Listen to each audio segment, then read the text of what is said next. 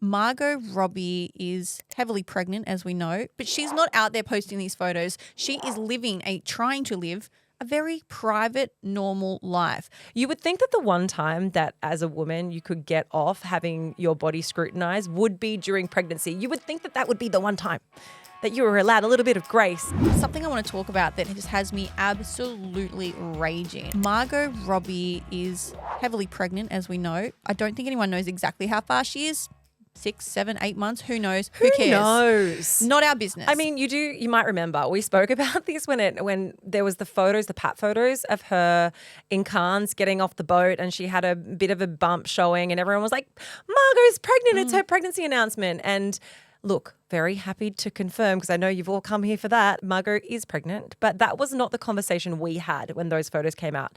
The conversation we had was that it seemed as though everyone's opinions around whether it is or isn't okay to comment on a woman's body went out the window, and everyone was talking about how she was pregnant, but she hadn't actually confirmed it at the time. And so we were talking about how that in and of itself was quite an uncomfortable conversation, but now she is very pregnant and she has confirmed it. So Margot doesn't have an Instagram account. I don't know if you guys know that. I don't think she ever has. She's got a private Finsta, like a fake one for her family and friends, but she's not out there posting these photos. She is trying to live a very private, normal life. But the paparazzi don't give a fuck. So they follow her around. They take photos of her when she doesn't know and she's not aware. They put them on the internet and people comment on them. So there are some photos of her in a bikini, living her best life with a husband. She's probably in the south of France somewhere. Who knows? She's having a great time. She looks banging. She's just been for a swim. She's pulled herself up and she's sitting on a deck somewhere, living her best life. And so the comments... Prego in the ego. Yeah. The comments off the back of this are so disgusting, almost entirely by men.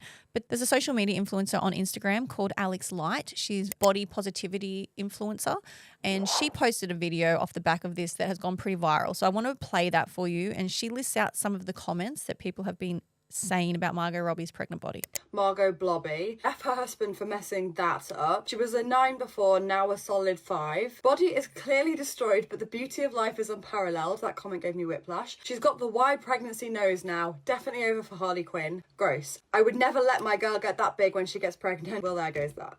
So these comments have come off the back of a couple of places on the internet where the photos have been posted. As Britt said, she doesn't have her own social media. So these comments have come from Reddit groups. They've also come from Twitter. And I think it's worth saying that, of course, there are lots of positive compliments and nice messages around the way in which Margot's body is changing. But I guess there's two questions to be asked here. And one is that, is it ever appropriate, whether it's a compliment or an insult, to say something about a pregnant woman's body? But what we're going to focus on first is obviously the negative comments that have come through from the dark hole of the internet that is full of misogynistic, horrible opinions around women's bodies. You would think that the one time that as a woman you could get off having your body scrutinized would be during pregnancy. You would think that that would be the one time that you were allowed a little bit of grace because there's so much that's happening to your body that you can't control. Visibly, not visibly, like everything is changing and it's changing daily. But to think that there are people who have this perception that one, potentially weight gain is controllable. Like, I would never let my wife get that big during pregnancy. I mean, it's so minimizing, it's so harmful, and it's truly a revolting perspective to have on a woman's body, one that you have any ownership over what size she is at all at any point in time. It's not even the word big in that sentence, in that statement. It's the word let. Like, not, I would never let my wife get that big is wild. But even the comment like, oh, she's got pregnancy nose now. Like, these are actual things that happen to us as pregnant people. Your face changes, your body changes, your feet change, your fingers change. Every single part of your body does change. And these are things that a lot of women feel self-conscious about. I know I felt really self-conscious when my face started to change during pregnancy. And it's because of all the water retention. Like, you do kind of just spread out. And I guess there's part of you that kind of feels like maybe other people aren't noticing it as much as I'm noticing it. So then when you do read that someone is criticizing literally the most beautiful person in the world who looks incredible and that they're not good enough during pregnancy, all that does is for everyone else is once again sets this incredibly unrealistic expectation and standard that, well, when they're pregnant or people who are pregnant feel so insecure about the ways in which their body and their face is changing and changing so rapidly. Also, these are the same people that 8 months ago were like, oh my God, literally this Margot Robbie is the most beautiful, flawless person on this earth. Like, these are the same people. I mean, it may not have been. There's so many people. This is the problem though, right?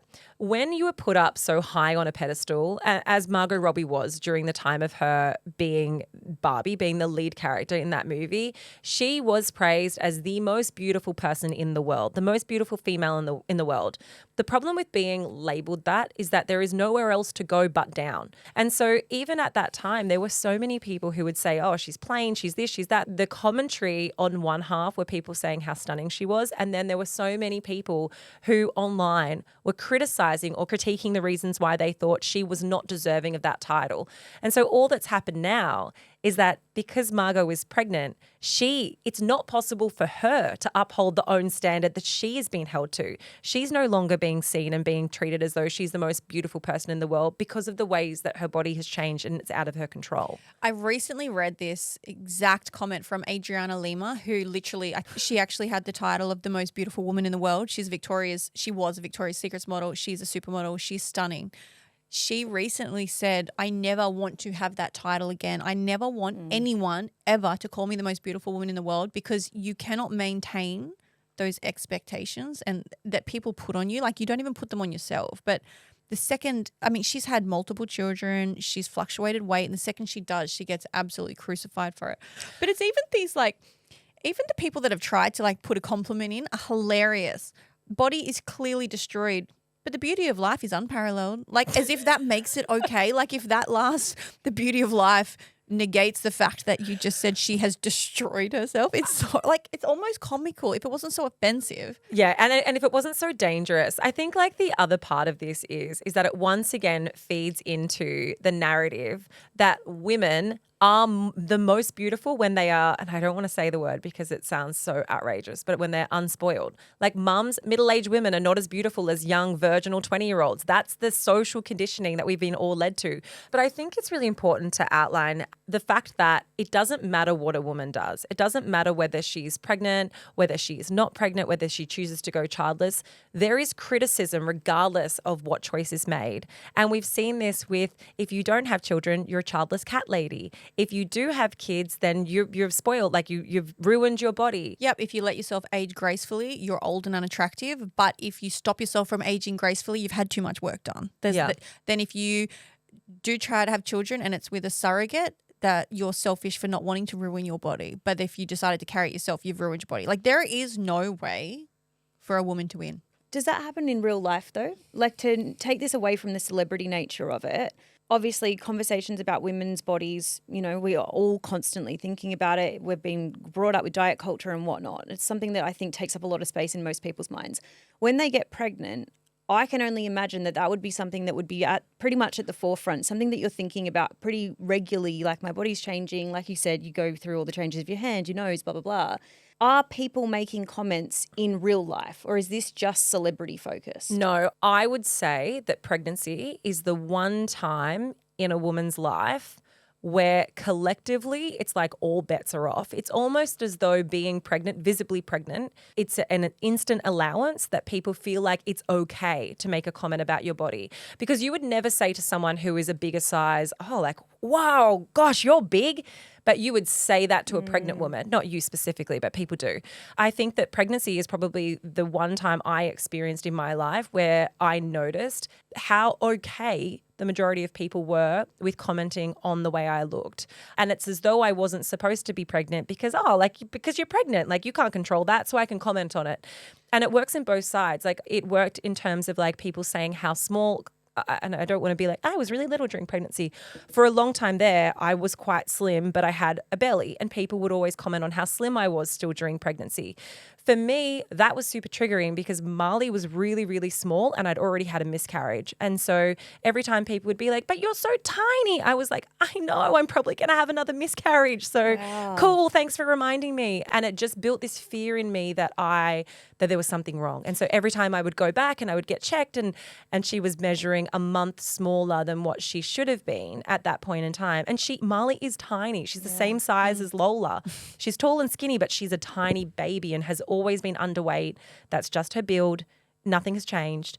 that I think even if you think it's well-meaning and it comes with good intention, I don't understand why pregnancy allows any type of commentary, whether it's good or bad. Oh, well, that leads me to the question on, do you think it is better or okay to still say positive, what you deem as a positive compliment, than say nothing at all? I think you can say you look fantastic. I don't think you need to comment on any sort of actual physical attribute. Because I would say, oh my God, you're glowing. I would say that. Or I would say pregnancy suits you. Or maybe I'm offending people and I don't know it, but they're comments that I would make to someone. I'd be like, oh my God, you are glowing, as if like, because that doesn't have to be a physical thing. That can also be like, you've just got a great energy. You've got a great vibe. Like this is just suiting you, you know? Yeah, I get that. But also on the flip side, I mean, you know, pregnancy suits you is the implication that pregnancy doesn't suit most people. Do you know what I mean? Like, I think that's the... I don't think that's the implication. I think it's just a nice way of saying to someone like... You look fantastic. You look fantastic. I don't think there's anything wrong with saying that someone looks fantastic if they're pregnant, because probably... probably need the compliment. Majority of people don't feel that fantastic. I think that sometimes where we go wrong is what we think is a compliment isn't. And complimenting someone's baby bump or saying that it's sitting low or it's sitting high or it's big or it's small, like I think most people think that telling someone that they hardly look pregnant is a compliment, but for a lot of people that's not something that they want to hear, or they're really self-conscious about it. I've never actually thought about the fact that it could be a real fear that someone had suffered a miscarriage. That just hit me like a ton of bricks when you just said, when people would say that to me, it just reinstilled this fear that I already had that I would have another miscarriage. I have never even considered that might be the case. It's making me question what is the best thing for me to do, because I don't want to go up to someone who's very obviously pregnant and not say anything about it, because that seems like a little bit insensitive. That seems like I'm not paying an interest into their life. Like, is it better to maybe ask a question? How are you going with it? How are you feeling? Yeah, I mean, being pregnant and the way your body changes is not something that you have control over. The other thing that I found really common is people would ask me how much weight I'd put on. How much weight have you put on being pregnant? They literally wanted to know the kilos of weight I had put on. That's weird. I've never heard that. That happened so frequently. And I just think that like you would never ask a woman that in any other version of life. How much weight did you put on? You may ask someone if they've had dramatic weight loss and they're talking about it really openly. You might ask that specific question, but I don't know. I just think unless it's someone who you're really close with, I think that we probably should treat pregnancy a little bit differently to how we do. And you never know whether someone is going to be offended by something or totally cool with it unless you're close to that person. And I would say that there's so many women out there who have been offended by older generations. It's often mother-in-laws, unfortunately, or, you know, older aunties or who will say like, oh God, you look huge or whatever it is, because in that time it used to be okay to speak like that to people. But I do think overarchingly we have a little bit more self-awareness now around it. I was just watching an interview that Kate Winslet did. So she's in a movie that has just come out now. It's around like a World War II photojournalist. So it's based on a real story, and Kate portrays this woman. Didn't she do a podcast? Was it a podcast episode? Oh, she's doing the media train. So it was actually a Vogue interview, but she has also done Elizabeth Day's podcast. She's doing a lot of media at the moment, but this I read in the Vogue interview. But she was talking about how the fact that I hate the term, but she's a middle-aged woman. She has been on our screens forever. She is a brilliant actress. When she was doing a topless scene in the movie, someone from the movie came up to her and told her to suck her belly in so she had less rolls. Like somebody literally still in this day and age came and said to her, suck in, I can see your rolls. And she said, I know you can see my rolls because I have rolls, because I am soft. She literally said, because I don't work out to within an inch of my life, and because I'm playing a character in World War II that didn't do reformer Pilates 7 days a week. Like that's what she's just like, this character didn't do that. And I am more about embracing who I am, and I'm happy to be who I am. And she's really publicly fighting now the idea that we're so brave when we don't wear makeup. We're so brave when we show our roles. And she said, I'm not brave. I am not. I'm just alive. She goes, I'm not working in the Ukraine on the front line. Literally what she said. She's like, that is brave. Me having a role and living my, she's like, what the fuck? Like, and I just love seeing it. I love seeing her. She's aging gracefully. I even hate that term. Even but that, she's what just the fuck does that mean? I aged gracefully. I just because aged. Yes, I'm just growing. That's life. Like the years go by, but it's crazy that we still have to have these people that are so brilliant at what they do and so beautiful. And there's still people, not only the public, but it's still coming from the other side too. It's coming from the production. Yeah, absolutely. It comes from within industry. But the reason for that is because it's not so much that we think it's brave. And maybe that is a part of it. But also I think it's because we've been conditioned to think it's offensive. Like that it's offensive to see somebody who is like not fit on our screens. We're so not used to it that it's shocking to see a couple of rolls and a bit of soft skin. I think something that's even more complex about the Kate Winslet situation is that people inevitably are going to draw a direct comparison to the scene that she did in Titanic. You know, when she was like, but that's exactly what I mean, like topless scenes. It's so gross that I know that this is going to happen, where people are going to be like, oh, wow, you know, like here's the side-by-side images of what she used to look like then and now what she's looking like in this World War II documentary style film. It's so grossly predictable. Yeah. Like I'm not shocked that someone in production was like, oh, just so you know, they probably weren't even doing it with horrible intentions. They were probably doing it because most actresses have been conditioned to want to be told those things by production. But isn't it just so ugly that we have this whole idea of before and afters? Because there's only a couple of kinds of before and afters, right? It's a glow up. It's this is the person before and here's the clear and obvious plastic surgery that they're denying that they've had. That's the before and afters that we often see. Or it's a before and after where it's someone's become objectively less attractive by society standards. And usually that's because it's 20 years difference. Like, yes, of course that there's going to be a before and after. If you look at pictures of even me from when I was on The Bachelor, like I was going back in photos recently. I look like a different. Same. I was looking for Bachelor nudes. No, I look like a different person. My face, I was so youthful and I was so round and so voluminous in my cheeks that I look like a different person. And then I had children and I haven't slept. And now I look the way I look, and I'm happy with it. You guys think I'm saying this? You are very brave. I'm so brave. Every day I get on this podcast and share my face.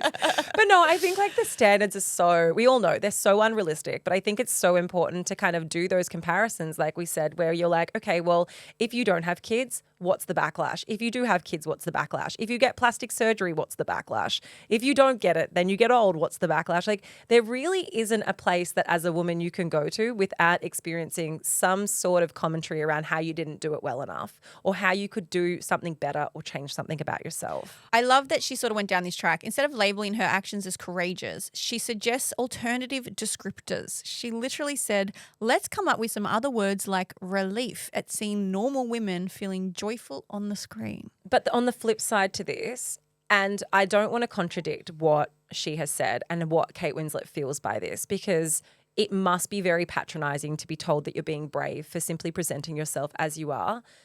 But there has to be some people who go first. And the reason why it is brave is because so many women in Hollywood would not do that. Firstly, they wouldn't allow themselves to get soft in the first place. They would do the Pilates the 7 times a week because so much of their self-worth is wrapped up in how their body and how their looks appeal to the wider population.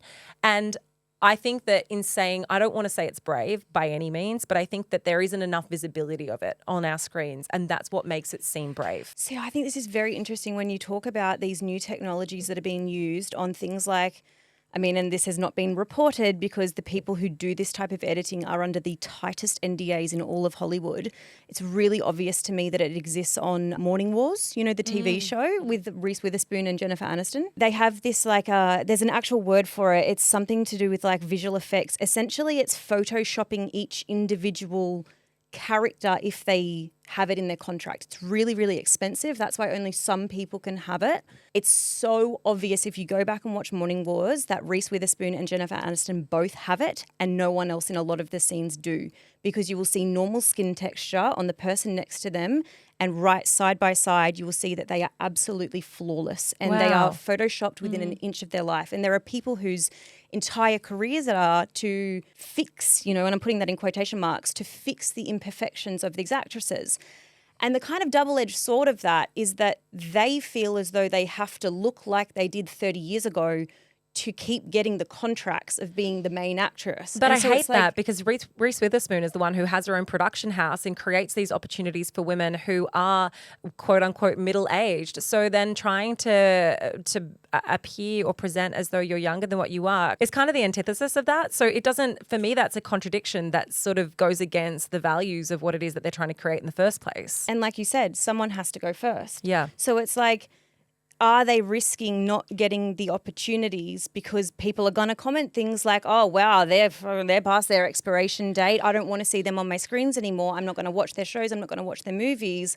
I think like every single component of this, it's all linked in together. There's so much commentary around the expectations of what women are supposed to look like. There's so much expectation of what we are supposed to provide to the men on the internet that think that Margot Robbie has ruined her entire acting career and her body because she's chosen to have a child. I don't know how we escape it. And the one thing that I have really liked and enjoyed that I've learned from this conversation is about commenting on women's bodies when they're pregnant, because I, in my mind, kind of had the belief that a lot of women say that they struggle with body image during pregnancy, so maybe I'll try and counter that by giving them a compliment. Keeshia, if I get pregnant, give me as many compliments as you can. Say whatever you want. That was my kind of understanding though, and it's just good to hear the other perspective of like why that might not be the best idea. Yeah, and I think so many women do struggle with their bodies changing during pregnancy, especially because we have grown up in this immense diet culture. Body weight and the way our bodies look for a lot of people, absolutely not for everyone, but for a lot of people, is something that they have had control over or feel as though they need to have control over. And so during pregnancy, there is so much that happens that you are lacking control over. And so for anyone who has had disordered eating, that is like can be a very frightening thing. And also just, everything around your identity is changing and you're bringing this baby into the world. And it's like, I guess, this feeling of losing yourself a little bit or losing who you thought you saw. And that's definitely not the case for everyone. Some people love being pregnant. My sister, for example, absolutely. Like if she could just do the pregnancy part and not the having the baby part, she would be pregnant all the time. Does she want to have mine? She'll be your surrogate. She loved how her body changed. She felt really beautiful pregnant. And then there are some people who are like, I feel anything but. And so I guess like the thing is you're never going to know how someone feels about their own pregnancy. And I think like one of the biggest points and take homes from this is that being beautiful is not the reason why people are put on this earth. And men who have the audacity to comment on Margot Robbie's pregnant body are making the assumption that the most valuable thing that she contributes to this earth is the fact that she's beautiful, not everything else that she has.